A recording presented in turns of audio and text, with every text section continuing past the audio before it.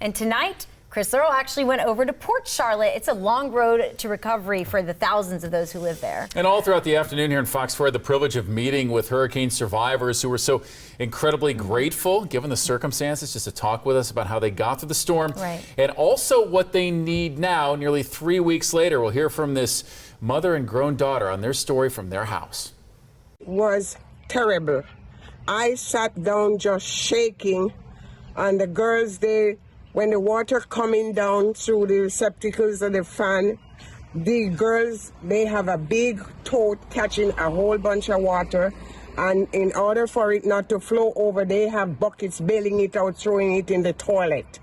And I was just like shaking like crazy. And so you survived the storm, but what do you need now? What you talked about storage. Storage is a huge issue right now because we lost the roof and we're going to have to gut the house because it's filled with mold and mildew and stuff. The adjusters have been out, they've been pretty good. But now we need to leave inside of the house, but we have nowhere to put our stuff so that by the time the roofers get here and the people to start working, that we're not in there. So we need storage, and we are staying in various places, but if we can find somewhere to rent, it would be awesome. And how difficult is that right now? It's extremely difficult. What's your heart holding up after all of this?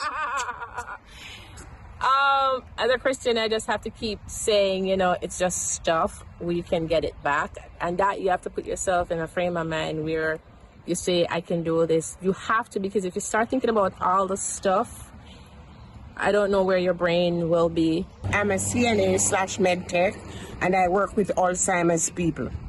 And you're needed more than ever right now as a med tech. Yes, and sometimes I have to be absent from work, and I don't know how much my employers understand. And I am like being dragged both ways at a time, and it's really, really difficult. Merle, how's your heart doing right now with all this at 3 weeks? I can hardly explain, but I keep praying, that's one, and asking God to keep me.